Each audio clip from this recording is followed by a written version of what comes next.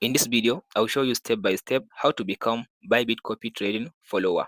So if you want to follow someone on the Bybit coffee trading, let me show you step by step how to do it. First up, after you come to the Bybit coffee trading section like this one, here is the interface. So after you come to the interface like this, if you want to be a follower of this person, so the first thing to do, you just need to tap on this copy button. So by tapping on the copy button, and now you are copying the person trading. So by copying the person trade, now if you want to see whether you are part of his followers or not, just tap on this my trade button. After you tap on the my trade button, here you'll be able now to see the person profile and the trade that you are following on the person. So to become a follower of someone in the Bybit copy trading, it means just to copy his account, just to start copying his trade.